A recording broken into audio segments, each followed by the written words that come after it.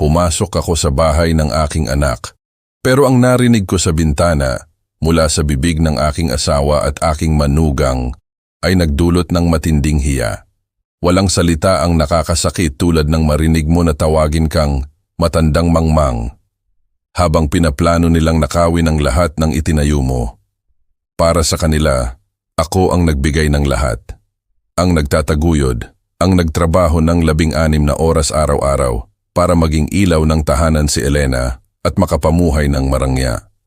Ngunit sa likod ko pala, wala silang utang na loob. Isang asset lang ako. Akala nila, hawak na nila ang trump card. Akala nila, naglalaro lang sila ng chess laban sa isang pawn. Hindi nila alam.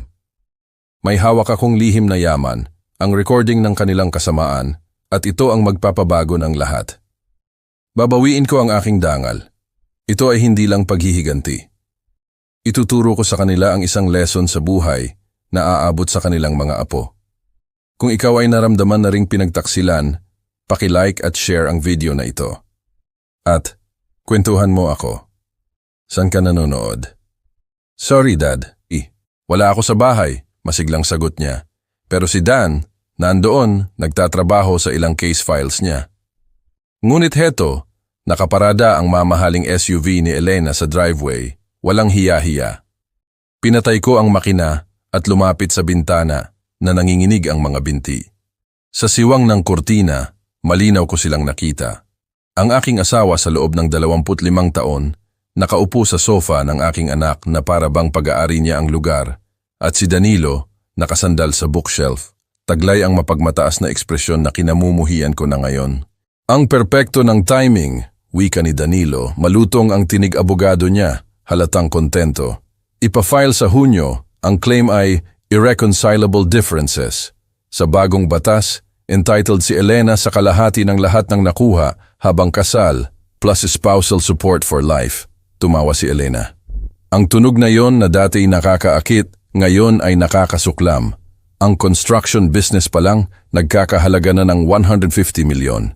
Idagdag mo pa ang mga rental properties, ang vacation home, ang investments. Umaabot tayo sa halos 350 milyon lahat.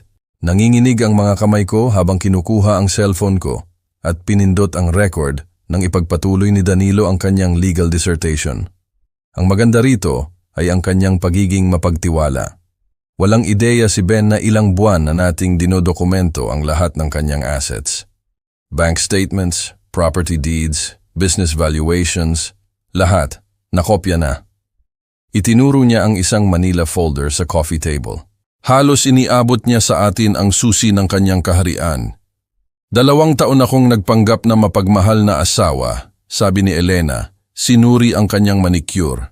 Nagkunwaring interesado sa boring niyang mga kwento sa construction. Tumatango na parang naawa tuwing nag-aalala siya sa payroll. Diyos ko, naniniwala talaga ang lalaking iyon na mahal ko siya. May natapakan akong maliit na sanga. Pareho silang natigilan sa kalagitnaan ng usapan, sabay silang lumingon sa bintana na parang usa na nagulat. Idinikit ko ang sarili ko sa pader, lakas ng tibok ng puso ko. Pinagpapawisan ako sa kabila ng lamig ng hangin. May narinig ka ba? Ang tinig ni Elena ay may bahid ng pagdududa. Pusa lang siguro ng kapitbahay, sagot ni Danilo pagkatapos ng sandaling katahimikan. Praning ka lang. Masisisisi mo ba ako? Paano kung matuklasan ito ni Ben bago tayo handa? Hindi niya matutuklasan. Hindi mapapansin ng lalaking iyon ang isang konspirasyon kahit may neon sign pa yan. Ang tawa ni Danilo ay puno ng pangungutya. Pagsapit ng Setyembre, hiwalay na kayo, mayaman at malayang gawin ang anumang gusto mo, kasama ang sinumang gusto mo.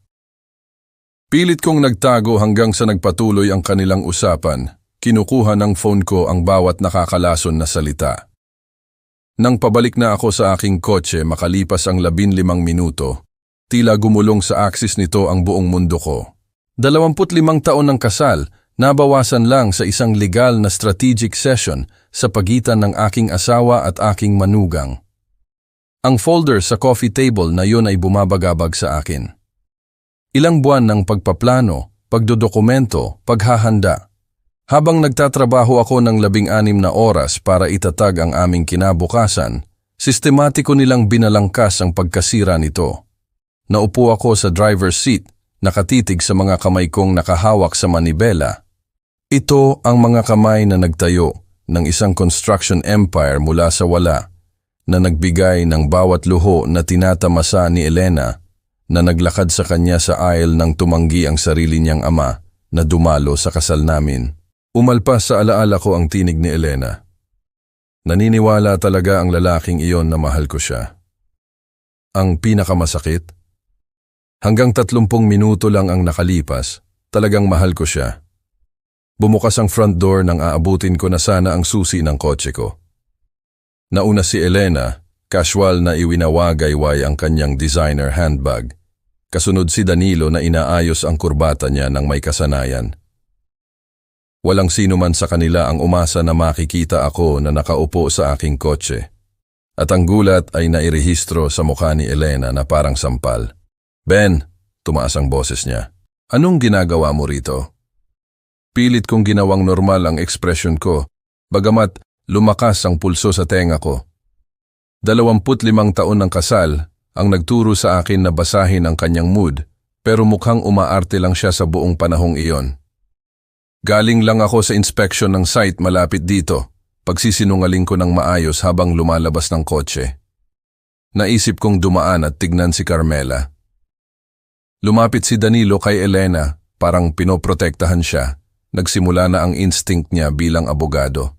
Ang kanyang maputlang kulay abong mga mata ay sinuri ang aking mukha nang may hindi komportabling intensidad, naghahanap ng anumang butas sa kwento ko. "Wala siya rito," mabilis na sabi ni Elena. "Nag-aayos lang kami, Tinutulungan ko lang si Dan sa pag-oorganisa ng ilang legal na dokumento para sa isang kliyente." Ang pagsisinungaling ay lumabas sa bibig niya ng may kasanayan. Ilang kasinungalingan na ba ang nilunok ko sa mga taong lumipas nang walang pagtatanong? Pinanatili kong magaan ang boses ko, parang nakikipag-usap lang. "Akala ko'y magtatrabaho ka pa hanggang 6:00 ngayon. Hindi ba't nabanggit mo ang tungkol sa Henderson proposal kaninang umaga?" Isang kislap ng takot ang dumaan sa mukha niya. "Umalis ako ng maaga, masakit ang ulo. Ikinalulungkot ko yan." Bumaling ako kay Danilo nang may pekeng kabaitan. "May interesting case?"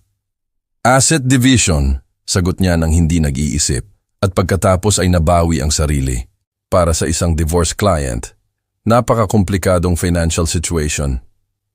Ang irony ay nakakatuwa sana kung hindi lang nito sinisira ang buhay ko. Nagpalipat-lipat ang tingin ni Elena sa amin ni Danilo, nagkukwenta. "Gaano ka nakatagal dito, Ben?" "Kakarating ko lang." "Bakit?" "Wala lang, pero ang ngiti niya ay mukhang pintura. Mukhang tense ka. Ayos lang ba ang lahat?" Ang babaeng nagplano ng aking pinansyal na pagkasira sa loob ng ilang buwan ay nagtatanong tungkol sa aking kalagayan. Halos matawa ako. "Mahabang araw, alam mo na yan." Ngumiti ako kay Danilo. "Huwag niyo akong abalahin sa trabaho." "Papatapos na rin kami," sabi ni Danilo. Inilalagay ang kamay niya ng possessive sa likod ni Elena. Ang kilos ay tila automatic at intimate. "Gaano nakatagal nang nangyayari iyon?" "Magandang timing kung gayon." Kinuha ko ang phone ko para tignan ang oras. Sinisigurado na makikita nila ang device. Wala silang reaksyon, pero nahuli ko ang mata ni Danilo na nakatitig sa screen. Kailangan ko na ring umuwi, hindi naman magluluto ang hapunan ng kusa. Ang tawa ni Elena ay pilit. Susunod ako kaagad. Kailangan lang tapusin ang ilang bagay dito. "Huwag kang magmadali." Binuksan ko ang pinto ng kotse ko pagkatapos ay tumigil na parang may naalala. "Ay, Elena, tumawag ang opisina ni Dr. Patterson tungkol sa pag-reschedule ng physical mo. May conflict daw sa schedule mo sa trabaho." Nawalan ng ekspresyon ang mukha niya sa loob ng isang split second. Ang hitsura ng isang taong nabuking ang kasinungalingan. Pagkatapos ay nakabawi siya ng may bilis. "Siguro may pagkakamali. Tatawagan ko na lang sila mamaya." "Walang problema. Nangyayari yan." Pumasok ako sa driver's seat. Bumibilis ang tibok ng puso ko. Kita na lang tayo mamaya. Habang umaatras ako palabas ng driveway, pinanood ko sila sa rear view mirror ko.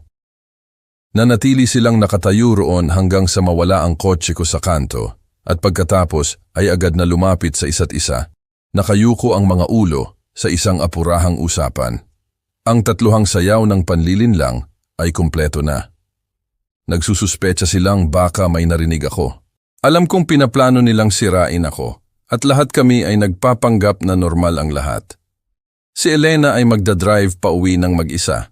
May dala ng mga paliwanag sa maaga niyang pag-alis sa trabaho at sa presensya niya sa bahay ni Danilo. Siguro'y nakaisip na siya ng isang dosenang makatuwirang dahilan pagdating niya sa pinto namin. Pero wala siyang ideya tungkol sa recording sa phone ko. 43 minuto ng malinaw na audio na magbabago sa lahat. Huminga ako ng malalim, humahawak ng matatag sa manibela sa unang pagkakataon sa loob ng isang oras. Nawawala na ang gulat, napalitan ng isang bagay na mas malamig at mas nakatuon. Akala nila'y naglalaro sila ng chess laban sa isang checkers player. Malapit na nilang matuklasan ang kanilang pagkakamali. Ang 15 minutong biyahe pa uwi ay lumipas na parang blur ng mga traffic light at muscle memory. Natagpuan ng aking kotse ang daan nito papunta sa aming driveway nang walang conscious direksyon, lagpas sa mga hardin na ipinilit ni Elena. Nabayaran namin ang iba para panatilihin, lagpas sa fountain na ipinagawa niya para sa aming ika-20 anibersaryo. Umupo ako sa kotse ng ilang minuto, nakatitig sa bahay na itinayo ko gamit ang sarili kong mga kamay noong 1995. Bawat tabla, bawat pako, bawat detalyeng maingat na pinlano ay isang sulat ng pag-ibig para sa babaeng ngayon ay nagpaplano na nakawin ito mula sa akin. Bumukas ang front door sa isang katahimikan na iba na ngayon. Hindi mapayapa, kundi walang laman. Ang presensya ni Elena ay laging pumupuno sa mga silid na ito ng daldal tungkol sa araw niya. Reklamo tungkol sa kapitbahay, excitement sa mga bagong biling gamit. Ngayon, nagtataka ako kung gaano karami doon ang performance lang.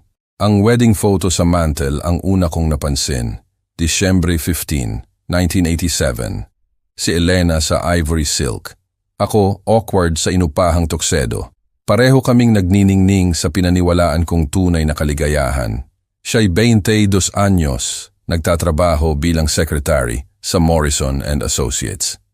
Ako'y 37. Ang construction business ko ay nagsisimula ng kumita ng totoo pagkatapos ng 10 taon ng 12 oras na trabaho at instant noodle dinners. Nagkita kami sa company Christmas party noon. Kliyente namin ang Morrison. Nirenovate ko ang mga opisina nila noong nakaraang tagsibol. Tumawa si Elena sa pangit kong biro tungkol sa concrete mixers, isang tunog na parang silver bells na nagpakaba sa dibdib ko nang hindi inaasahan. Nang imbitahin ko siyang mag-dinner, namula siya at mabilis na nagsabing oo, kaya nagtaka ako kung hinihintay niya lang akong magtanong. Ang una naming date sa Romanos Italian Restaurant ay umabot hanggang hating gabi. Nakikinig siya ng may tunay na interes habang inilalarawan ko ang mga pangarap ko na magtayo ng isang bagay na matibay, isang bagay na magtatagal. Kumikinang ang mga mata niya nang magkwento ako tungkol sa mga bahay na gusto kong gawin, ang mga pamilyang gusto kong silungan. Hindi ka lang nagtatayo ng mga istruktura, sabi niya, inabot ang kamay ko sa tapat ng mesa. Nagtatayo ka ng mga tahanan. Nag-propose ako pagkatapos ng 6 na buwan. Ang kitchen table ay may anniversary card namin para sa ika-25 taon noong Disyembre. Ang sulat kamay ni Elena ay elegante pa rin sa asul na tinta. Para sa aking kahangahangang asawa, salamat sa pagtupad ng lahat ng aking pangarap. Sa susunod pang 25 taon ng kaligayahan, buong pagmamahal, Elena. Ang pariralang iyon ay mapait na ngayon. Nagpunta ako sa sala kung saan nakahanay ang baby pictures ni Carmela sa built-in shelves na ginawa ko noong buntis pa si Elena. Hunyo 8, 1995, ang araw na ipinanganak ang aming anak. Si Elena, pagod pero nagniningning. Hawak ang aming anak na parang ginawa siya para sa pagiging ina. Ang mga unang taon na iyon ang pinakamasaya sa buhay ko. Si Elena ay nagpakita ng parehong intensity sa pagiging ina tulad ng ginawa niya sa pagpaplano ng aming kasal, parent-teacher conferences, soccer games, birthday parties na may detalyadong tema. Idinokumento niya ang bawat sandali ng may matinding pagmamalaki. Ikaw ang pinakamahusay na ama sa mundo, sabi niya sa akin noong gabi na nagtapos si Carmela sa high school. Umaagos ang luha sa kanyang mukha habang pinapanood namin ang aming anak na tanggapin ang diploma niya. Gagawa siya ng hindi kapanipaniwalang mga bagay dahil sa pundasyon na ibinigay mo sa kanya. Ang pundasyon na ibinigay ko, hindi namin. May mga bitak na bang nagpakita noon pa man? Bumagsak ako sa aking leather recliner. Ang isa na laging reklamo ni Elena na masyadong pangit para sa formal living room at hinayaan ang mga alaala na bumalot sa akin. Ang ika-9 anibersaryo naming cruise sa Alaska. Si Elena na tunay na natuwa sa mga glacier at wildlife. Ang college graduation ni Carmela, lahat kami ay umiiyak habang naglalakad siya sa stage, dala ang kanyang psychology degree. Mga umaga ng Pasko na puno ng tawa at gulo. Si Elena na nagpipilit sa detalyadong dekorasyon na tumatagal ng linggo para ikabit at isang araw lang para tanggalin. Kailan nag-iba ang pasasalamat patungo sa entitlement? Kailan naging karapat-dapat tayo sa mas marami pa ang salamat sa pagbibigay ng buhay na ito? Ang recording sa phone ko ang may hawak ng sagot. Matagal nang hindi nagmamahal si Elena sa akin, posibleng dekada na. Ang bawat halik, bawat selebrasyon ng anibersaryo, bawat I love you na binulong sa dilim ay kalkulado. Manipulasyon na idinisenyo para panatilihin akong nagtatrabaho, kumikita, nagtatayo ng yaman na maaari niyang angkinin sa huli. 25 taon ng buhay ko, nabawasan lang sa isang legal na strategic session. Naupo ako sa lumalagong dilim ng aming sala, napapalibutan ng ebidensya ng pinaniwalaan kong isang masayang kasal, at naramdaman ko ang isang bagay na malamig at analytical na pumalit sa lungkot. Akala ni Elena ay naglalaro siya ng long game. Ipinuposisyon ang sarili niya para sa maximum financial gain habang pinapanatili ang plausible deniability. Wala siyang ideya na ang kanyang asawa ay nagtataglay ng parehong strategic mind na nagtayo ng isang construction empire mula sa wala. Malapit nang magbago ang laro. Ang katahimikan sa sala ay bumalot sa akin habang pilit kong nag-iisip bilang isang negosyante na ako sa simula pa lang. Kailan nag-iba ang kilos ni Elena mula sa tunay na partnership patungo sa kalkuladong pagpoposisyon? Ang sagot ay dumating ng may hindi komportableng linaw, 2020.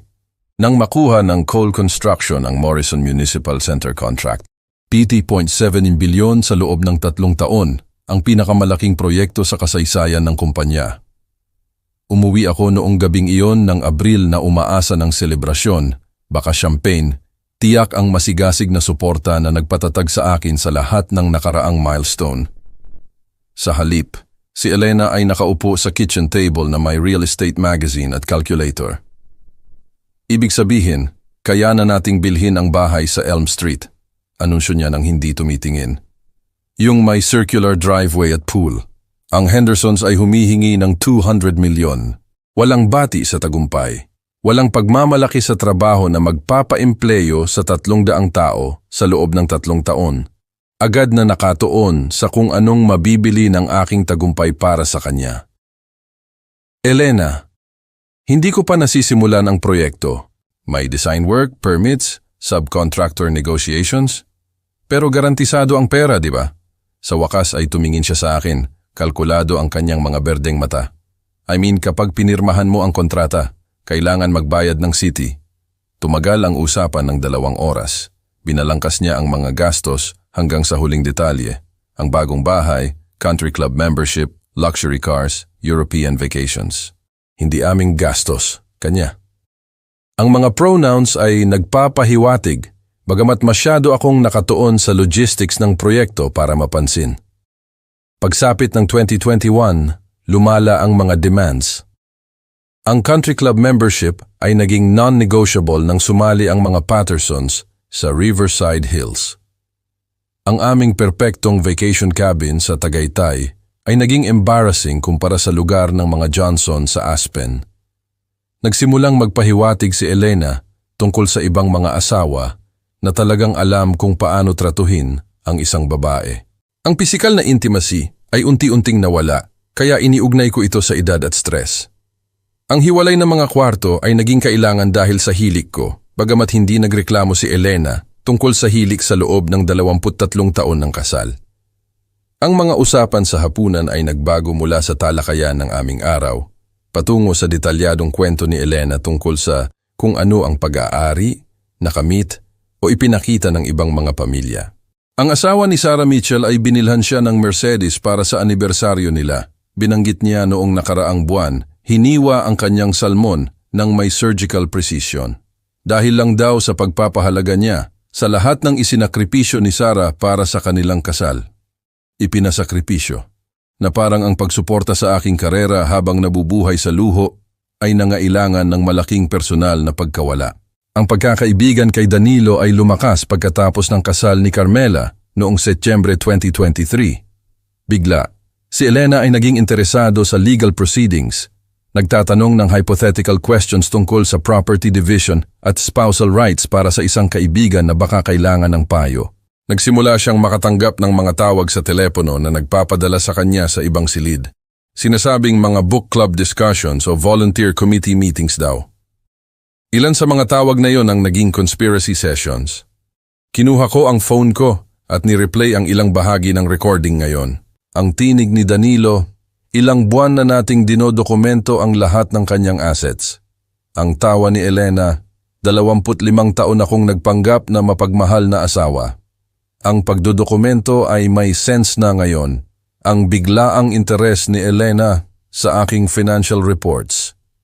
Ang mga tanong niya tungkol sa business valuations, ang kanyang paggigiit sa joint accounts habang pinapanatili ang kanyang sariling separate credit cards.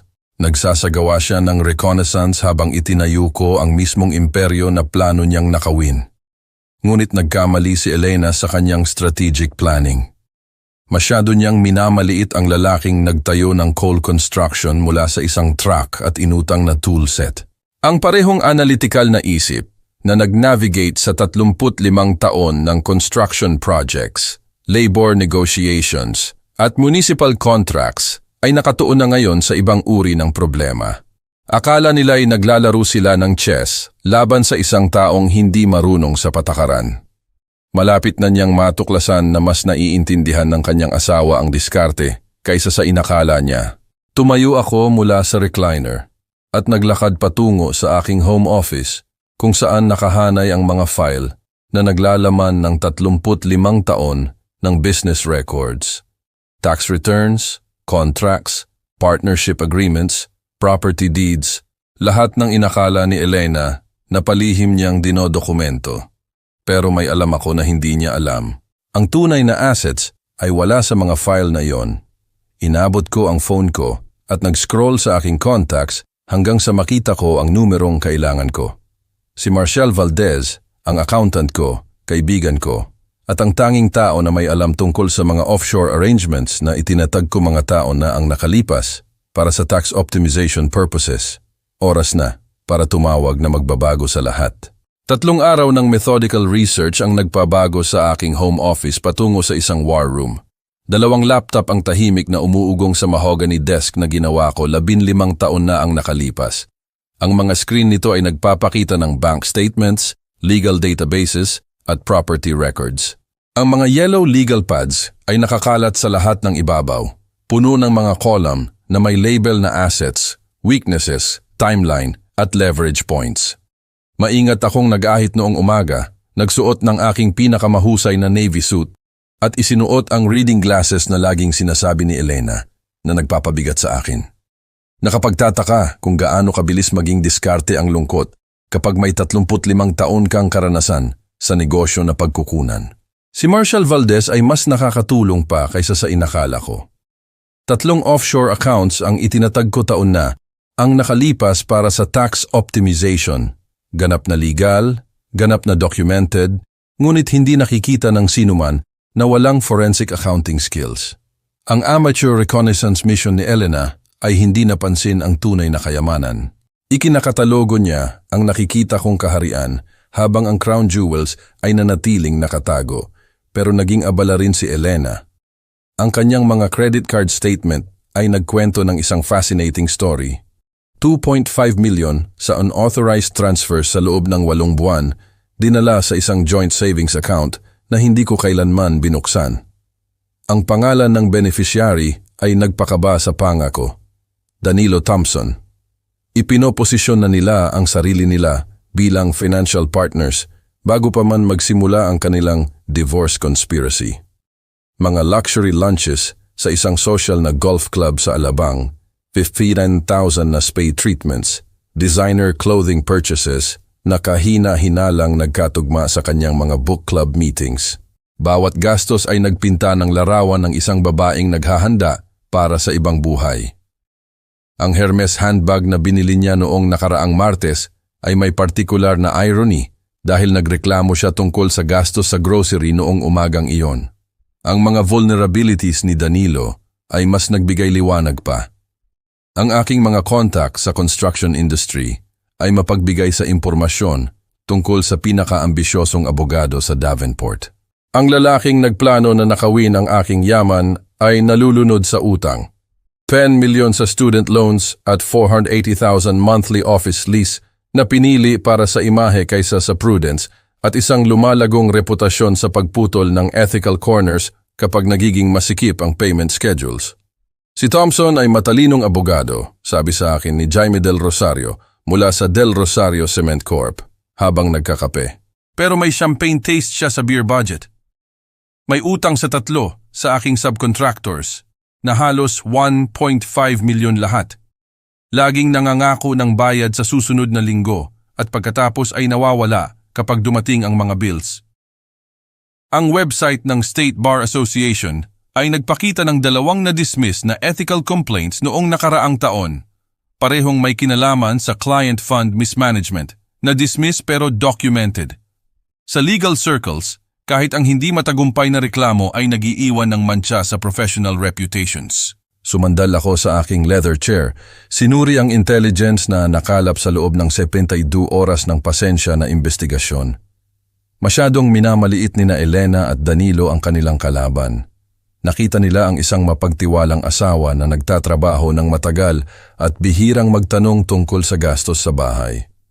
Nabigo silang kilalanin ang analytical mind na nagtayo ng coal construction mula sa isang solong track patungo sa isang 150 milyon na enterprise. Tumunog ang telepono, ginising ako mula sa aking strategic reverie. Ang pangalan ni Carmela ay nag-flash sa screen. Hey sweetheart. Pinanatili kong mainit ang boses ko. Normal. Kumusta ang araw mo? Dad, kailangan kitang tanungin. Ang tono niya ay may maingat na neutrality na ginagamit niya sa mga troubled patient. Ayos lang ba kayo ni Mom lately? May kakaibang tension tuwing kasama ko kayong dalawa. Humigpit ang kamay ko sa phone. Gaano karami ang alam niya? Gaano karami ang sinabi ni Danilo sa kanya tungkol sa kanilang conspiracy? Bakit mo na itanong? Maliit na bagay. Mukhang stressed si Mom tungkol sa pera. Nakakaiba dahil maganda naman ang takbo ng business. At si Dan, laging nagtatanong ng kakaibang tanong tungkol sa structure ng kumpanya mo. Tulad ng kung paano gumagana ang partnerships at kung sino ang nagkokontrol sa anong assets. Huminto siya. Parang nanghuhuli sila ng impormasyon, pero hindi ko maintindihan kung bakit. Nanghuhuli ng impormasyon. Ang psychology training ng aking anak ay nakadetect ng predatory behavior na inakala ng kanyang ina at asawa na naitago nila. Curiosity lang siguro tungkol sa kung paano gumagana ang mundo ng negosyo, maingat kong sabi. Laging interesado ang mom mo sa financial security. Siguro, pero hindi kumbinsido si Carmela. Dad, kung may mali, talagang may mali, sasabihin mo sa akin, di ba? Ang tanong ay nakabitin sa pagitan namin na parang isang kargadong baril. Sasabihin ko sa kanya na pinaplano ng kanyang ina na sirain ako financially, na ang kanyang asawa ay nag-o-orkestra ng buong conspiracy, na ang pamilya na pinagkatiwalaan niya sa buong buhay niya ay nakatayo sa kasinungalingan. Oo naman sweetheart, pero ayos lang ang lahat. Usual business pressures lang. Pagkatapos naming mag-hang up, umupo ako na nakatitig sa aking research notes. Nanghuhuli si Danilo ng impormasyon mula sa aking anak tungkol sa structure ng aking negosyo. Ang saklaw ng kanilang intelligence gathering operation ay mas malawak kaysa sa inakala ko. Oras na para siguraduhin na makuha nila ang eksaktong impormasyon na gusto kong makuha nila. Inaayos ko pa rin ang babala ni Carmela tungkol sa fishing expedition ni Danilo nang tumunog ang secure phone line ko. Si Teresa Chua, ang accountant ko sa loob ng 12 taon, ang boses niya ay malutong na may professional efficiency. Ben, handa na ang mga asset protection documents para sa pirma. Nang binanggit mo na gusto mong i-update ang estate planning, nag-research ako ng optimal structures. Sandaling tumigil. Ito ay tungkol sa higit pa sa estate planning, di ba? Ang galing mo.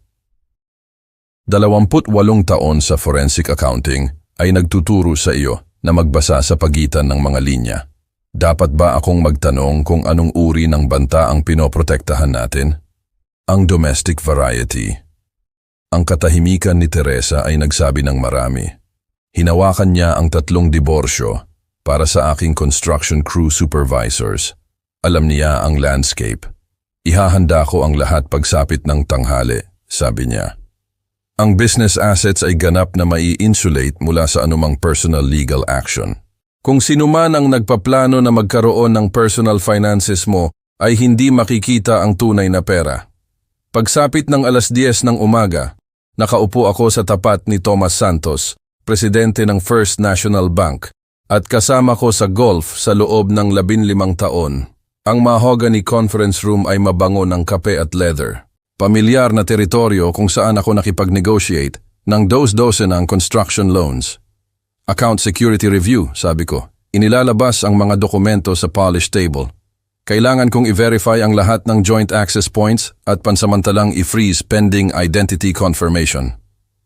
Bahagyang tumaas ang kilay ni Thomas. Ito ay comprehensive, Ben. Bawat joint account, credit line at automatic payment system. Bawat isa. Maaari ba akong magtanong? Hindi. Ngunit ngumiti ako nang sinabi ko iyon. Gaano katagal bago magkabisa ang security holds? Agad-agad sa iyong pirma.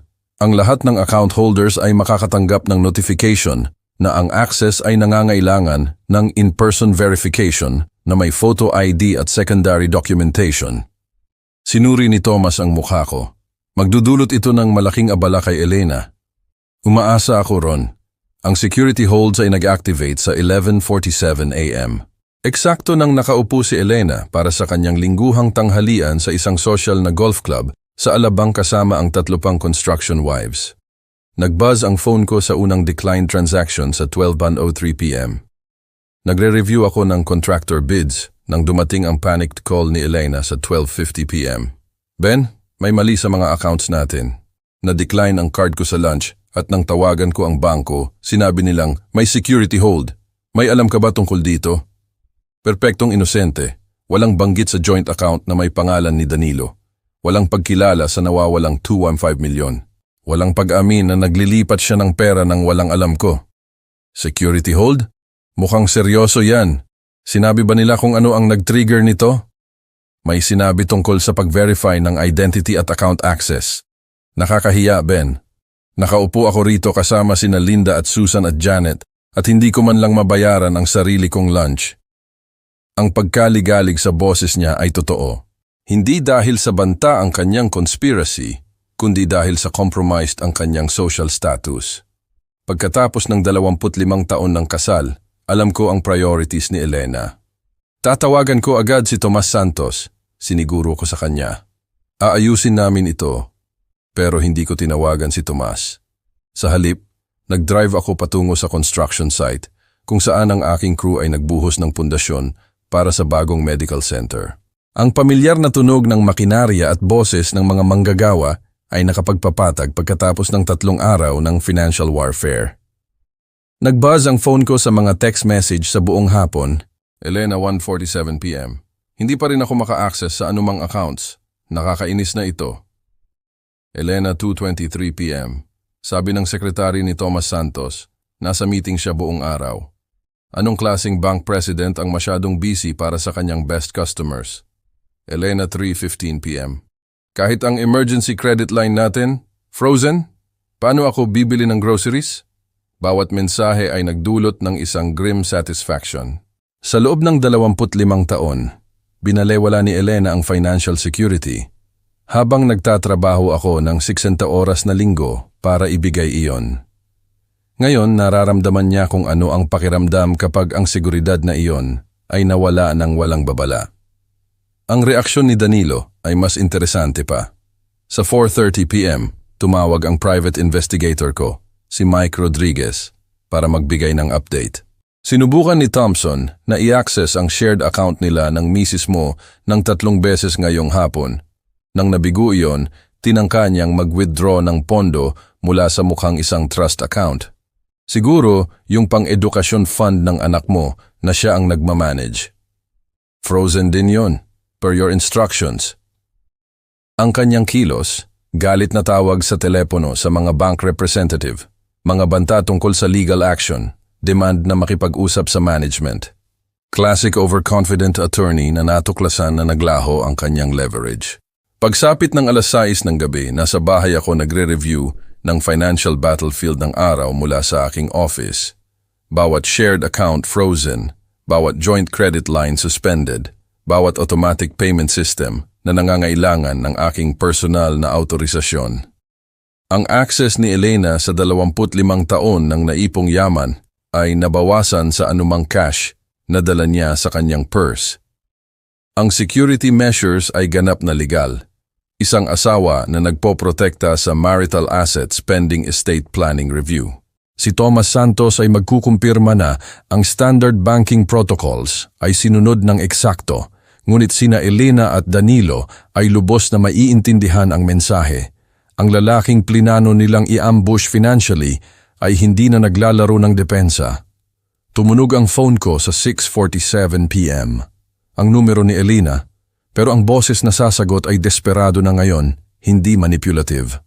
Oras na para tignan kung gaano kabilis mag-aaway ang mga konspirator kapag nagsisimula ng gumuho ang kanilang mga plano. Ang after-hour security guard sa Thompson & Associates ay halos hindi man lang lumingon habang nagmamadali si Elena sa lobby sa 7:15 p.m. Ang kanyang heels ay nagkiklik ng frantic sa marble floor. Alam ko ito dahil ipinosisyon ni Mike Rodriguez ang sarili niya sa coffee shop sa tapat ng kalye na may malinaw na tanawin ng building entrance. Ang frantic call na ginawa ni Elena mula sa aming driveway, "Dan, kailangan nating mag-usap agad. May maling nangyari," ay sapat na malakas para marinig ng kapitbahay namin. Hindi na nag-alala si Elena tungkol sa discretion. Sa ika-14 na palapag, ang corner office ni Danilo ay nagniningning na may emergency session intensity. Sa bintana niya, ang sino man na may binoculars ay makakakita ng 2 figure na nakayuko sa isang conference table na natatakpan ng mga dokumento. Ang kanilang body language ay sumisigaw ng crisis management. Alam niya, ang boses ni Elena ay tumagos sa mas lumang ventilation system ng building patungo sa accounting firm sa tabi kung saan nagpapanatili ng opisina ang contact ni Mike. "May alam si Ben at puputulin niya ang lahat. Hindi man lang ako makabili ng gas para sa kotse ko." Ang sagot ni Danilo ay matalas, professional, nakatuon ang boses ng litigation niya. Hindi nagkataon ang timing. 3 araw na ang nakalipas. Sinabi mo na bigla siyang nagpakita sa bahay ni Carmela nang nag-uusap tayo tungkol sa diskarte. May narinig siya. Gaano karami ang narinig niya? Sapat na para maintindihan. Hindi tayo naglalaro lang. Nagsalita si Danilo habang nagre-review ng mga dokumento. "Elena, kailangan nating ipagpalagay na ni-record niya ang usapan natin. Lahat ng sinabi natin tungkol sa assets, timeline, diskarte, lahat yan ay posibleng documented." Ang katahimikan na sumunod ay nagsabi ng marami. 2 conspirator na nare-realize na ang kanilang biktima ay ilang moves na ang nauna habang binabati nila ang sarili nila sa kanilang katalinuhan. Ano ang gagawin natin? Nawala ang naunang kumpiyansa sa boses ni Elena. Bibilisan natin ang lahat. Wala nang gradual approach. Wala nang maingat na pagpoposisyon. Lunes ng umaga magfa-file ako ng emergency divorce proceedings na may immediate spousal support. Makiklaim tayo na nakikibahagi si Ben sa financial abuse sa pamamagitan ng paghihigpit ng access mo sa marital assets. Financial abuse? Tumaas ang tono ni Elena ng may interes. Legal yata yan? Tinapos ni Danilo. Ipipinta natin siya bilang isang controlling husband na gumagamit ng pera para manipulahin at takutin. Ang mga frozen accounts ay magiging ebidensya ng kanyang abusive patterns, hindi defensive strategy. Sabi ni Danilo, kailangan mong i-document ang mga pagkakataon ng emotional abuse, financial control, intimidation tactics. Balikan mo ang kasal ninyo. Kailanman na gumawa si Ben ng financial decisions nang hindi ka kinukonsulta? Kailanman na kinuwestiyon niya ang paggastos mo? Kailanman na ginamit niya ang pera para impluwensyahan ang iyong kilos? Mahirap yan, Dan. Hindi kailanman naging controlling si Ben tungkol sa pera. Kung tutuusin, masyado siyang mapagbigay. Kung gayon, iibahin natin ang pagtingin sa pagiging mapagbigay. Ang pagbibigay niya sa iyo ay magiging ebidensya na gumawa siya ng financial dependency para panatilihin ang kontrol. Bawat regalo, bawat luho, bawat komportabling pagpipilian sa pamumuhay ay magiging patunay ng kanyang sistematikong isolation strategy. Ang nakakabighaning audacity ay kahanga-hanga sa saklaw nito. Nagpaplano silang gawing sandata ang 25 taon ng dedikasyon at pagiging mapagbigay ni Ben, baluktutin ang bawat gawa ng pag-ibig patungo sa ebidensya ng pang-aabuso. Paano si Carmela? Tanong ni Elena. Hindi siya agad kakampi sa akin. Ang psychology training niya ay ginagawa siyang skeptical sa lahat. Perfect yan. Ang boses ni Danilo ay nagdala ng satisfaction ng isang lalaking natagpuan ang kanyang closing argument. Ang pag-aatubili ni Carmela na suportahan kaagad ay magiging ebidensya kung gaano lubusan na minanipula ni Ben ang family dynamics. Ipinoposisyon natin ang kanyang psychology training bilang isang bagay na sinamantala ni Ben para gawing kalaban ng kanyang ina ang sarili niyang anak. Gusto mo bang gawing testigo ang aming anak laban sa kanyang ama? Gusto kong iligtas ang financial future mo, Elena. Ang professional training ni Carmela ay nangangahulugan na ang kanyang testimony ay may extra weight. Kung magpahayag siya ng anumang pag-aalala tungkol sa family dynamics, ipiframe natin ito bilang expert psychological opinion na nagkukumpirma sa manipulative patterns ni Ben. Ang plano ay elegante sa kanyang comprehensive evil. Gawing ebidensya laban sa ama ang professional skepticism ng anak. I-reframe ang bawat gawa ng pag-ibig bilang manipulasyon. I-transform ang defensive financial protection patungo sa patunay ng pang-aabuso. Lunes ng umaga, patuloy ni Danilo. Magfa-file ako ng emergency restraining orders na pumipigil sa karagdagang asset movement, immediate spousal support na 180,000 monthly, at temporary exclusive occupancy ng marital home. Pagsapit ng Miyerkules, ipipinta natin siya bilang isang abusive husband na nangangailangan ng court supervision para maiwasan ang karagdagang financial intimidation. At kung lalaban siya? Kung gayon, magpapalaki tayo. Harassment charges kung kukontakin ka niya ng direkta. Stalking allegations kung iimbestigahan niya ang ating mga aktibidad. Emotional abuse claims kung kinuwestiyon niya ang anuman sa ating mga akusasyon. Ang boses ni Danilo ay may malamig na satisfaction. Ang kagandahan ng domestic abuse law ay ang pagtanggi ay nagiging ebidensya ng pagkakasala. Habang mas lumalaban siya, mas nagiging controlling siya. Ang tawa ni Elena ay walang init. Kawawang Ben, wala siyang ideya kung anong pinakawalan niya. 25 taon ng paglalaro ng mapagtiwalang asawa, oras na para turuan siya na ang nice guys finish last. Nagpatuloy sila sa loob ng isang oras na pag-coordinate ng kanilang mga kwento, pagtatatag ng secure communication methods, at paghahanda para sa tinawag ni Danilo na total legal warfare. Bawat usapan, bawat interaksyon, bawat financial transaction ay idodokumento bilang ebidensya ng sistematikong abuse pattern ni Ben. Ang conspiracy ay nag-evolve mula sa simpleng asset grab patungo sa character assassination campaign na idinisenyo para sirain hindi lang ang finances ni Ben, kundi ang kanyang reputasyon, ang kanyang relasyon sa kanyang anak, at ang kanyang katayuan sa komunidad na tinulungan niyang itayo sa loob ng 3 dekada. Nang tuluyang umalis si Elena sa building sa 9:30 p.m., nag-buzz na ang phone niya sa unang strategic text ni Danilo. Tandaan, hindi ka na isang galit na asawa. Ikaw ay isang natatakot na biktima na sa wakas ay nakahanap ng lakas ng loob na tumakas sa iyong mga abuso. Ang giyera ay opisyal na nagsimula. Sabado ng umaga ay natagpuan sina Elena at Carmela sa Cafe Luna. Ang bistro kung saan sila nagsha-share ng buwanang mother-daughter brunches sa loob ng 5 taon. Pinili ni Elena ang kanilang karaniwang corner table, intimate, pribado, perpekto, para sa confidential conversations. Pero sa pagkakataong ito, ipinosisyon niya ang sarili niya bilang isang babaeng humihingi ng professional help ng kanyang anak sa halip na maternal support. Carmela, kailangan nating pag-usapan ang tungkol sa iyong ama. Ang boses ni Elena ay nagdala ng maingat na calibrated vulnerability. Sa tingin ko may mali sa kanya mentally. Ibinalik ni Carmela ang kanyang tasa ng kape nang may sadyang precision na ginagamit niya kapag nag-shift siya sa therapist mode. Anong klaseng mali, Mom? Controlling behaviors, paranoid thinking. Pinaghihigpitan niya ang access ko sa aming mga accounts, sinasabing para daw sa security reasons, pero hinayaan ni Elena ang boses niya na mag-trail off. Pinapayagan ang imahinasyon ng kanyang anak na punan ang mga blangko. Gaano na ito katagal nang nangyayari? Mga buwan, siguro mas matagal pa. Iniuugnay ko lang ito sa work stress. Pero kahapon, tuluyan niya akong ni-freeze out sa bawat account na shinare namin. Hindi man lang ako makabili ng lunch. Sumandal si Carmela. Nakatuon ang kanyang psychological training sa kabila ng personal na pagkakakabit.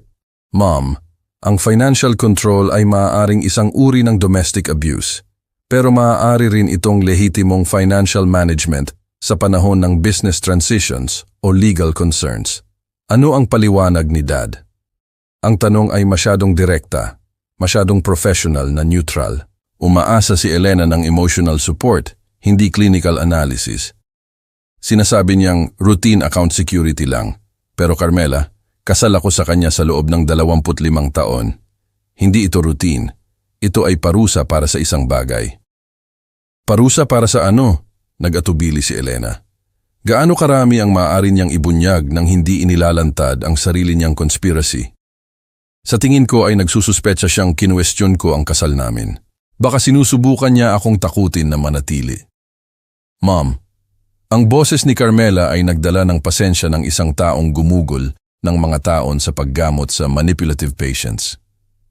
Sinasabi mo ba sa akin na inaabuso ka ni Dad financially para maiwasan ng diborsyo? O sinasabi mo sa akin na nag-iisip ka ng diborsyo at nagpoprotekta ng assets si Dad? Ang pagkakaiba ay masyadong malapit sa katotohanan. Nagbago ng taktika si Elena. Sinasabi ko sa iyo na ang iyong ama ay nagpapakita ng concerning behavioral changes. At bilang isang psychologist, naisip kong baka may insights ka tungkol sa kung anong nangyayari. Bilang isang psychologist, sasabihin kong ang major behavioral changes ay karaniwang may identifiable triggers.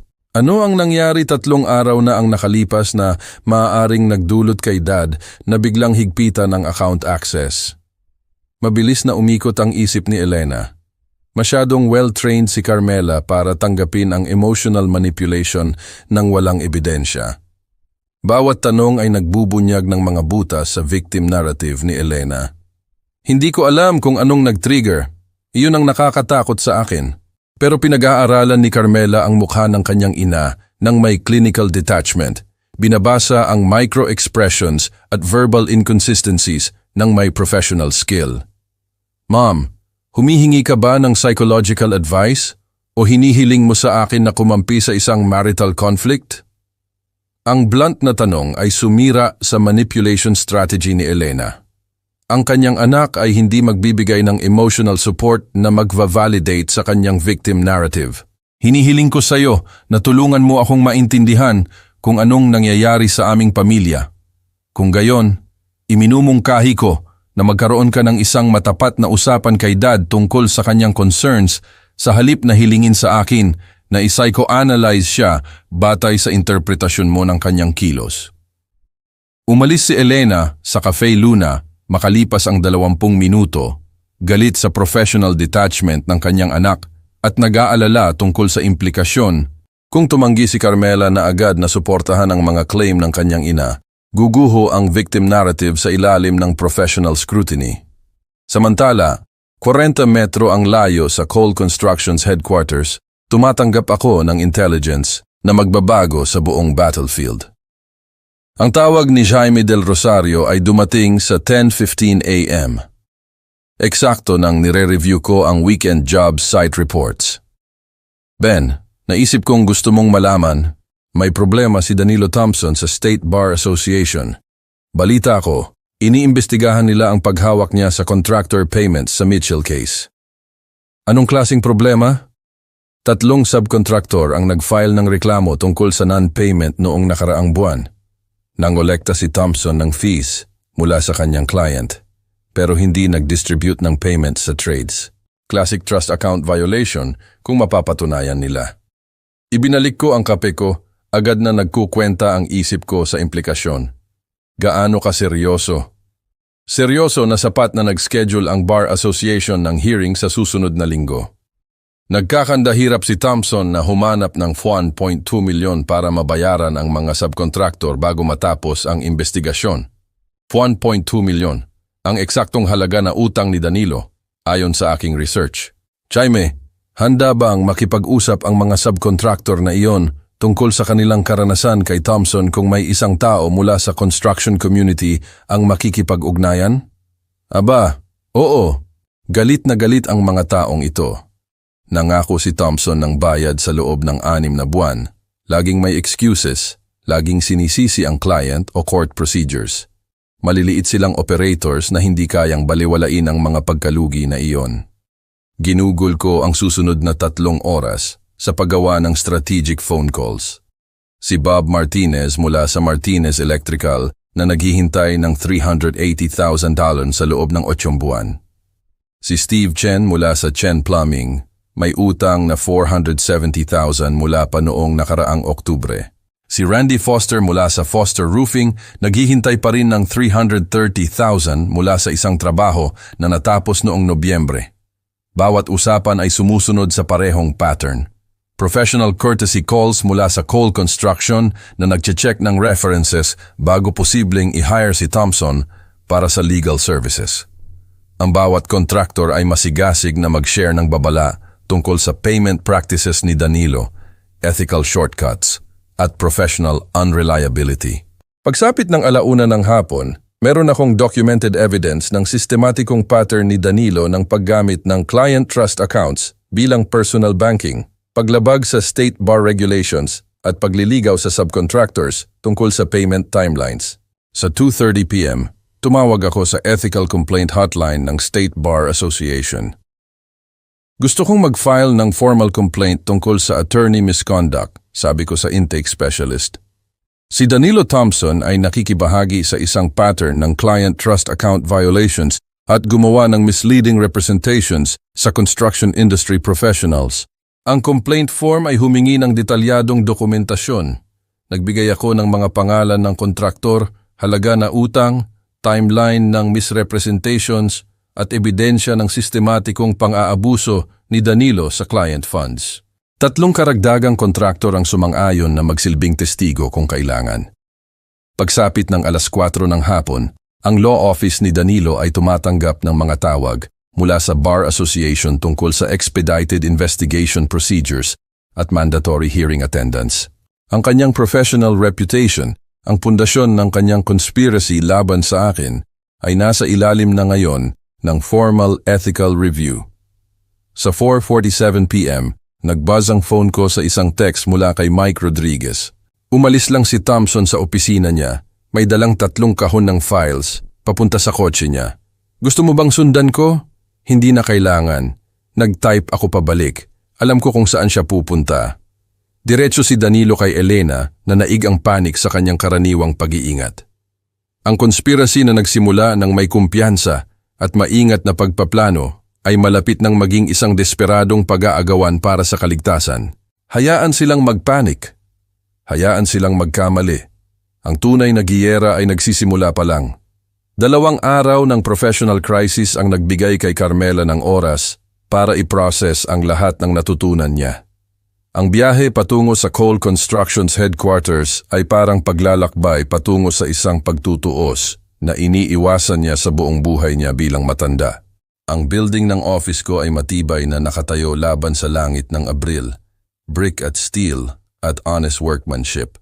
Lahat ng pinagkukunwarian ng glass tower ni Danilo na hindi naman.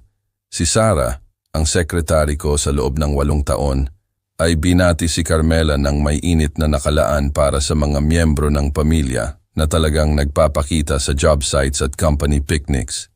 Hinihintay ka niya, Hija. Pumasok ka na. Tumayo ako nang pumasok siya. Binabasa ang kanyang body language ng may maingat na atensyon na natutunan ko sa panonood ng mood ni Elena sa loob ng 25 taon. Pero iba ang pagdala ni Carmela sa sarili niya. Professional posture, clinical distance, ang kilos ng isang taong gumawa ng mahihirap na desisyon. Dad, kailangan nating pag-usapan kung anong nangyayari sa inyo ni Mom. Ang boses niya ay may maingat na neutrality na ginagamit niya sa mga troubled patient. Gumugol ako ng 2 araw sa pag-aanalisa ng sitwasyon at kailangan kong maintindihan ang perspektiba mo. Ano ang sinabi sa iyo ng mom mo? Na nagpapakita ka ng controlling behaviors, financial manipulation, posibleng emotional abuse. Umupo siya sa tapat ng desk ko, nakatiklop ng maayos ang mga kamay. Gusto niya akong suportahan ang kanyang victim narrative gamit ang professional credentials ko. Ang clinical language ay nakakagulat, nanggagaling sa aking anak. Pero kinilala ko ang kanyang diskarte. Idistansya ang sarili niya ng emosyonal para i-evaluate ang mga facts ng objectively. At ano ang tingin mo? Sa tingin ko, sinubukan akong i-manipulate ni Mom sa parehong paraan na mukhang minamanipulate niya kayo. Ang mga berdeng mata ni Carmela, na parang kay Elena, pero mas malinaw, ay sinuri ang mukha ko. Ipakita mo sa akin ang ebidensya, Dad. Kailangan kong marinig ang narinig mo. Nag-atubili ako. Kapag pinalabas ko ang recording na yon, wala nang magpoprotekta sa kanya mula sa katotohanan tungkol sa kanyang ina at asawa. Pero si Carmela ay 30 taong gulang, isang licensed psychologist. May kakayahang hawakan ng realidad. Pinindot ko ang play sa phone ko. Ang boses ni Elena ay pumuno sa opisina. Pag napirmahan na ng matandang mangmang ang mga papeles, mapapasa atin na ang lahat ng pinagplanuhan natin. Ang ekspresyon ni Carmela ay hindi nagbago sa unang minuto. Ang professional detachment ay nanatili habang nakikinig siya sa kanyang ina, na kinukutya ang 25 taon ng kasal. Narinig niya si Danilo na kinukwenta ang legal strategies para sa maximum financial damage. Inabsorb ang kanilang malamig na talakayan tungkol sa timeline at asset division. Pero nang sabihin ni Elena na, 25 taon akong nagpanggap na mapagmahal na asawa, bahagyang nag-crack ang composure ni Carmela. Nag-clench ang mga kamay niya minsan, pagkatapos ay nag-relax. Nagtapos ang recording. Ang katahimikan ay humaba sa pagitan namin na parang isang tulay na walang sino man ang gustong tawirin muna. Gaano ka nakatagal may alam? Tanong niya sa wakas. 6 na araw. Narinig ko ang usapang ito sa bahay mo noong nakaraang Martes. At nag-ano ka? Nagtayo ng defense strategy habang nagkukunwari na normal ang lahat. Ganon. Sumandal siya sa kanyang upuan, nagpro-process. Hiniling ni Mom na i-evaluate ko ang mental state mo. Gusto niya akong magbigay ng professional opinion na nagpapakita ka ng abusive patterns. Ano ang sinabi mo sa kanya? Na hindi ko etikal na masuri ang isang tao ng walang tamang evaluation, na ang mga claim niya ay mukhang inconsistent sa iyong established behavioral patterns. Ang boses ni Carmela ay nagdala ng isang nota ng galit ngayon. Sinubukan niyang gamitin ang training ko bilang sandata, Dad, laban sa iyo at laban sa professional standards. Ang bigat ng pagtataksil, hindi lang sa akin, kundi sa kanya, ay nanatili sa pagitan namin. I'm sorry na nadamay ka rito, sweetheart. Hindi ako. Tumalas ang tono niya nang may resolve. Masaya akong alam ko ang katotohanan. Ang tanong ay, anong mangyayari ngayon? Sinuri ko ang mukha ng aking anak. Nakikita ang lakas na tinulungan kong itayo, pero ang independence na hindi ko makontrol. Iyon ang pagpipilian mo, Carmela. Hindi ko hihilingin sa iyo na pumili ng panig. Pumili na ako. Tumayo siya. Tapos na ang desisyon. Pinili ko ang katotohanan kaysa sa family loyalty. Pinili ko ang ebidensya kaysa sa emosyon. At pinili kong suportahan ang magulang na hindi sumubok na i-manipulate ang professional ethics ko. Ang relief ay bumaha sa akin. Sinundan agad ng pag-aalala. Paano si Danilo? Ano ang tungkol sa kanya? Naging malamig ang boses niya. Ang aking asawa ay nakibahagi sa isang conspiracy para sirain ang aking ama financially habang ginagamit ang psychology practice ko bilang cover. Tapos na ang kasal na yon. Carmela, Dad, hindi ko ginagawa ang desisyong ito sa galit. Ginagawa ko ito batay sa character assessment at behavioral evidence. Naglakad siya patungo sa pinto, pagkatapos ay tumigil. Magte-testify ako ng matapat tungkol sa family dynamics kung kailangan, pero hindi ako magiging sandata ng sinuman, kasama ang iyo. Naiintindihan ko. Mabuti, dahil may isa pa akong kailangang gawin. Umalis siya sa office ko nang may determinadong hakbang ng isang taong nakahanap ng moral clarity sa isang sitwasyon na idinisenyo para sirain iyon.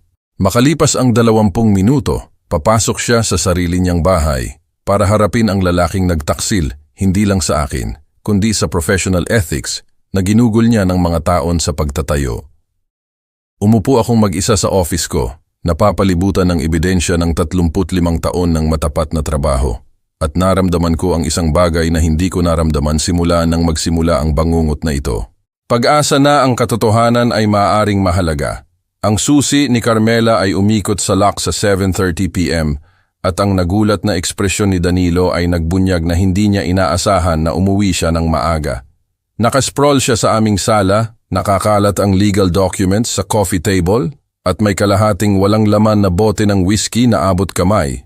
Kailangan nating mag-usap, anunsyo ko. Inilalapag ang aking purse ng may sadyang precision. Rough day. Hindi siya tumingin mula sa case file na nagkukunwari siyang nire-review. Na-postpone ulit ang Barrett deposition. Alam ko ang tungkol sa conspiracy, Dan. Biglang tumingala ang ulo niya. Ang maingat na maskara ng abogado ay nadulas. Nagbubunyag ng isang bagay na desperado sa ilalim. Anong conspiracy? Ang isa kung saan kayo ng aking ina ay nagplano na sirain ang aking ama financially habang ginagamit ang psychology credentials ko para suportahan ang false abuse allegations. Nanatili akong nakatayo, nagpapanatili ng advantage. Narinig ko ang recording, bawat salita. Inilapag niya ang kanyang baso ng whiskey ng may exaggerated calm. Carmela, sa tingin ko ay mali ang pagkakaintindi mo. 25 taon akong nagpanggap na mapagmahal na asawa. Familiar ba yan? Nawala ang kulay sa mukha niya. Si Danilo Thompson, na kayang mag-argumento ng mga kaso sa harap ng State Supreme Court, ay biglang mukhang isang lalaking pinapanood ang kanyang mundo na gumuho. Gaano karami ang narinig mo? Lahat. Asset division strategy, timeline, ang fee calculation mo, ang performance reviews ni Mom. Umupo ako sa tapat niya, nagpapanatili ng professional distance. Ang buong kasal ba natin ay bahagi ng planong ito.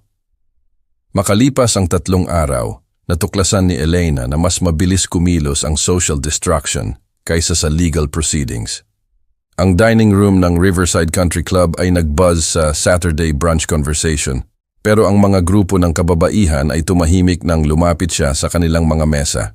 Si Linda Patterson, ang kanyang bridge partner sa loob ng 5 taon, ay naging interesado sa kanyang Eggs Benedict nang tumigil si Elena para bumati. Si Susan Morrison ay nag-claim ng urgent phone call sa halip na ipagpatuloy ang kanilang usapan. Nang makarating si Elena sa kanyang karaniwang mesa, naintindihan niya na ang conspiracy ay naging public knowledge. Elena, dear, ang boses ni Janet Crawford ay nagdala ng peking tamis. Namiss ka namin sa planning committee meeting kahapon. Anong meeting? Hindi ako na-inform. Oh, hindi mo nakuha ang mensahe? Kailangan naming gumawa ng ilang organizational changes. Naiintindihan mo, di ba? Nagsisimula nang makilala ni Elena ang pattern. Mga tawag sa telepono na hindi sinasagot, mga imbitasyon na binabawi, mga social doors na nagsasara ng may bulong na efficiency. Samantala, nagsagawa ako ng sarili kong kampanya ng may mas malaking tagumpay. Ang 35 taon ng honest dealing ay nagbigay sa akin ng kredibilidad na walang legal na pagmamaniobra ang makakasira. Ang aking tanghalian kasama si Thomas Santos sa bangko ay napatunayang strategically productive. Nag-share ako ng mga pag-aalala tungkol sa family difficulties nang may sapat na detalye para itatag ang mga facts nang hindi lumalabas na mapaghiganti. Si Elena at ang aking manugang ay tila bumuo ng mga nakakabahalang plano tungkol sa aming assets. Binanggit ko habang nagkakape. Kailangan kong magpatupad ng protective measures. Ang tugon ni Thomas ay eksakto sa inasahan ko. Professional understanding na hinaluan ng personal sympathy para sa isang kaibigan na nakikipag-ugnayan sa pagtataksil ng pamilya. Ang Chamber of Commerce Board meeting noong gabing iyon ay napatunayang kasing halaga. Nang magtanong si Jaime del Rosario tungkol sa pagkawala ni Elena sa kamakailang fundraising dinner, ipinaliwanag ko ng may tunay na kalungkutan tungkol sa marriage difficulties na lumabas. Minsan, natutuklasan mo na ang mga tao ay hindi ang inakala mo na sila. Sabi ko, pinapayagan ang disappointment na magpakita. 2 taon ng kasal at lumabas na nagpaplano pala siya. Well, nagpapasalamat ako na nalaman ko habang maaga. Pagsapit ng linggo ng gabi, ang social isolation ni Elena ay kumpleto na. Ang country club membership committee ay nag-schedule ng routine review ng kanyang status. Tinanggap ng charity board ang kanyang pagbibitiw mula sa mga posisyon na hindi niya kailanman isinumite. Ang professional collapse ni Danilo ay bumilis kasabay ng social exile ni Elena. 3 major clients ang nagtapos ng relasyon na nagbanggit ng mga pag-aalala tungkol sa judgment at ethical standards. Ang Miller Industries account, nagkakahalaga ng 11 milyon taon-taon, ay nagpadala ng formal letter na nagpapahayag ng loss of confidence in counsel's professional discretion. Ang frantic Sunday night call ni Elena kay Danilo ay nagdala ng desperation na narinig ko sa manipis na pader ng kanilang apartment. Alam ng lahat, Dan. Lahat. Hindi ko maipakita ang mukha ko kahit saan sa bayan na ito. Magfa-file tayo ng emergency motions Lunes ng umaga. Pilitin si Ben sa defensive position. Bago anong mangyari? Bago ka mawalan ng law license? Bago ako bumalik sa bahay ng kapatid ko sa Minnesota? Ang kanilang mutual recrimination session ay tumagal hanggang hating gabi. 2 conspirator na natuklasan na ang shared guilt ay hindi katulad ng shared solutions. Bukas ay magdadala ng kanilang huling desperadong pagtatangka. Handa ako. Lunes ng umaga ay natagpuan si Elena sa downtown office ni Linda Hawthorne, isang divorce attorney na ang reputasyon para sa scorched earth tactics ay nagbigay sa kanya ng notoriety at high fees. Ang glass conference room ay nakatanaw sa courthouse kung saan umaasa si Elena na sirain ako. Pero ang ekspresyon ng abogado ay nagmumungkahi ng limitadong optimismo. Mrs. Cole, na-review ko ang mga materyales mo. Ang boses ni Linda ay nagdala ng professional skepticism. Ang financial protective measures ng iyong asawa ay mukhang legally sound. Ang mga joint account holders ay may karapatan na higpitan ang access sa panahon ng marital discord. Pero financial abuse, yan. Ang desperation ni Elena ay lumabas sa kanyang victim persona. Kinokontrol niya ang bawat aspeto ng access ko sa pera na kinita namin ng magkasama. Pera na kinita niya ayon sa tax records na sumasaklaw sa 25 taon. Konsulta ni Linda ang kanyang notes. Ang iyong income contributions ay mukhang minimal. Hindi ka nagtatrabaho sa labas ng bahay simula 1989. Namula ang mukha ni Elena. Ang pagiging homemaker ay nagrepresenta ng luho at seguridad. Ngayon ay mukha itong ebidensya ng dependency. Paano ang emotional abuse, intimidation tactics? Anong specific incidents ang maaari mong i-document? Ang tanong ay nakabitin sa hangin. Gumugol si Elena ng gabing walang tulog sa pagsubok na bumuo ng believable abuse patterns mula sa 25 taon ng tunay na konsiderasyon at pagiging mapagbigay ni Ben. Controlling siya tungkol sa pera. Palagi. Maaari ka bang magbigay ng mga halimbawa ng threats, physical intimidation, isolation from family or friends? Well, wala pero… Mrs. Cole, ang domestic abuse cases ay nangangailangan ng ebidensya. Kailanman ba nagbanta ang iyong asawa sa iyo physically? Pinigilan ka sa pag-alis ng bahay? Minonitor ang iyong communications? Bawat tanong ay nagtala ng mga butas sa fabricated narrative ni Elena. Hindi kailanman nagtaas ng boses si Ben sa galit. Hindi kailanman hinigpitan ang kanyang mga aktibidad. Hindi kailanman kinuwestiyon ang kanyang mga pagkakaibigan. 10 lang ang layo, natuklasan ni Danilo na ang Bar Association investigations ay gumagalaw ng may bureaucratic efficiency kapag gusto nila ng sagot. Ang Ethics Committee call noong Lunes ng umaga ay nagdala ng implikasyon na lampas sa contractor payment delays. Mr. Thompson, nakatanggap kami ng karagdagang reklamo tungkol sa paghawak mo sa client trust accounts. Particular ang allegations na ginagamit mo ang client funds para sa personal expenses pending case resolution. Humigpit ang kamay ni Danilo sa telepono. Ang mga allegations na yon ay unfounded. Palagi akong nagpapanatili ng tamang accounting. Mayroon kaming dokumentasyon mula sa Martinez Electrical na nagpapakita ng invoices na isinumite 8 buwan na ang nakalipas na may pangako ng bayad pending client approval. Ngunit ang iyong client ay nagsettle 6 na buwan na ang nakalipas. Saan ang mga funds na iyon kasalukuyan? Ang sagot ay ang kanyang personal checking account kung saan ang contractor payments ay inilihis para bayaran ang office rent at student loans. Ang mukhang resourceful cash flow management ngayon ay lumabas na embezzlement. Baka may administrative delays. Mr. Thompson, nag-i-schedule kami ng formal hearing para sa Huwebes ng umaga. Kakailanganin mo ng complete financial records para sa lahat ng client accounts na nagsimula pa noong 18 buwan na ang nakalipas. Pagsapit ng Miyerkules ng gabi, sina Elena at Danilo ay umabot na sa desperation na nagdudulot ng mapanganib na desisyon. Ang kanilang emergency strategy session sa halos walang laman na opisina ni Danilo ay parang mga general na nagpaplano ng huling pag-atake ng walang bala. Kailangan nating mag-file ng domestic violence claims, anunsyo ni Elena nang may peking kumpiyansa. Ito lang ang paraan para pilitin si Ben sa defensive position. Elena, ang false domestic violence allegations ay felony charges kung mahuli tayo dahil sa ebidensya na malamang ay hawak niya. Anong ebidensya? Wala akong kailanman sinabi sa harap ng cameras o witnesses na kokontra. Tumigil siya. Naaalala ang recording na nagsimula ng cascade na ito. Ang recording ay nagpapatunay na nagpaplano tayo ng financial strategy, hindi nagdo-document ng abuse niya. Kung gayon, iibahin natin ang pagtingin, ang iyong legal expertise, ang aking victim testimony. Gawin nating ang narrative ay tungkol sa long-term emotional manipulation at financial control. Tinitigan ni Danilo siya sa tapat ng conference table. 6 na buwan na ang nakalipas, isa siyang bored housewife na naghahanap ng excitement. Ngayon ay nagpo-propose siya ng perjury sa federal court.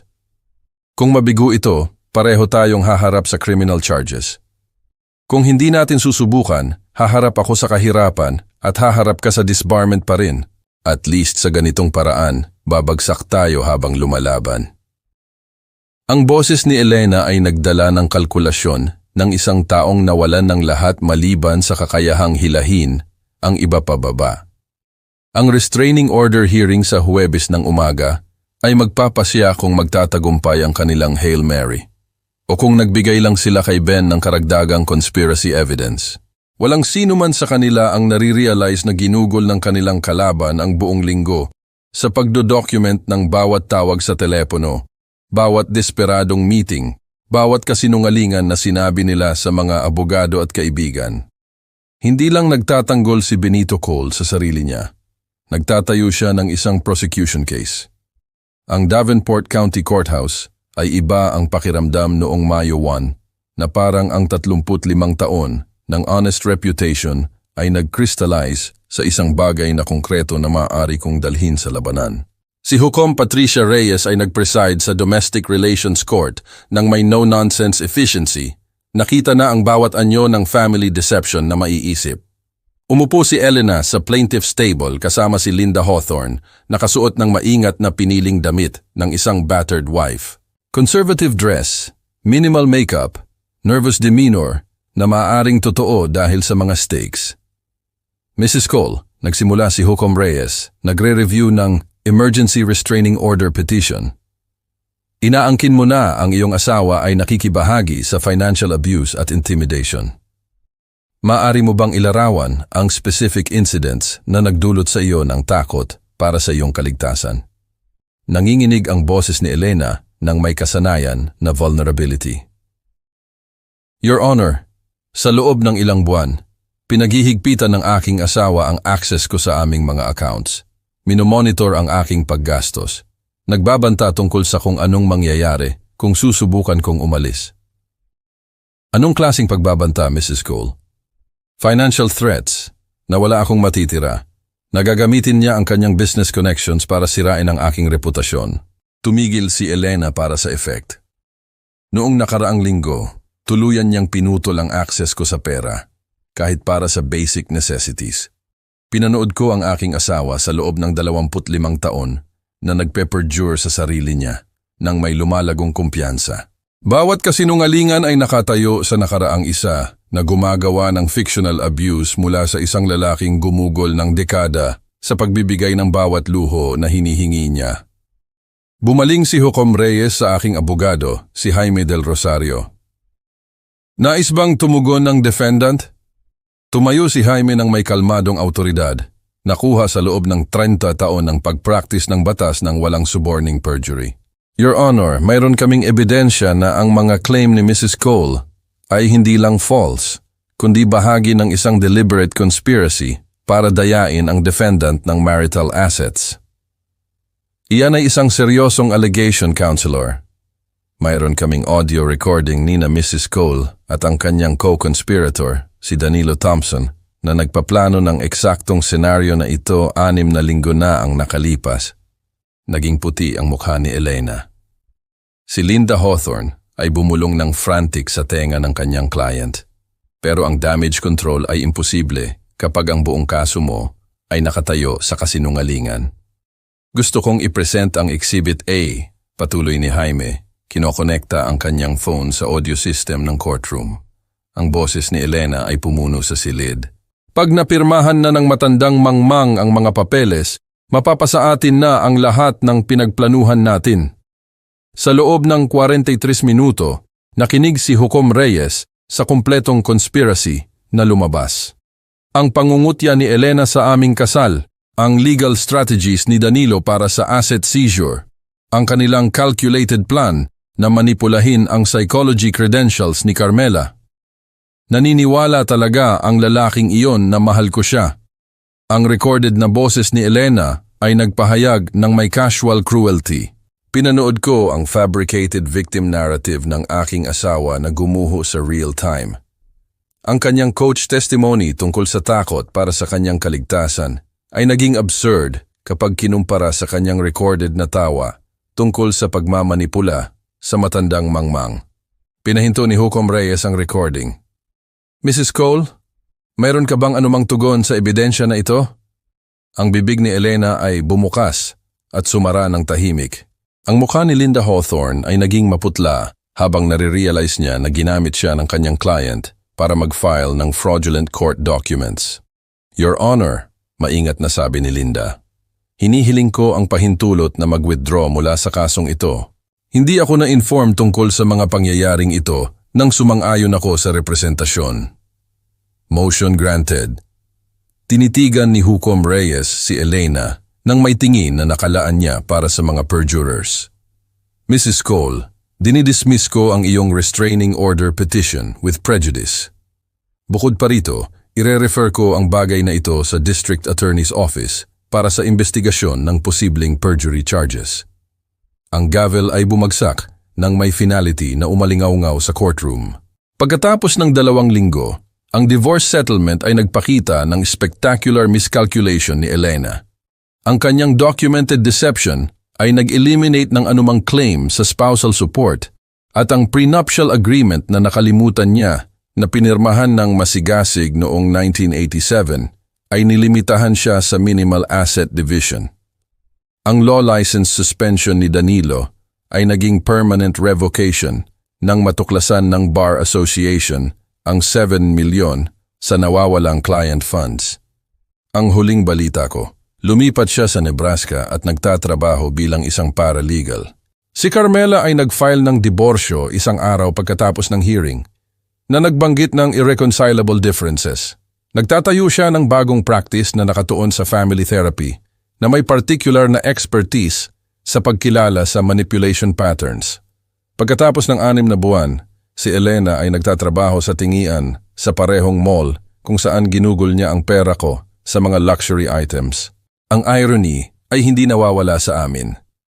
Itinayo kong muli ang reputasyon ng Cole Construction ng mas matibay kaysa dati. Ang suporta ng komunidad sa panahon ng aking family difficulties ay nag-translate sa mga bagong kontrata at mas malalim na business relationships. Iba na ang pakiramdam ng bahay ngayon, mas tahimik pero matapat. Wala nang performed conversations or calculated affection. Ang tunog lang ng ulan sa mga bintana na itinayo ko gamit ang sarili kong mga kamay sa isang tahanan na sa wakas ay akin na ulit. Tama si Elena sa isang bagay.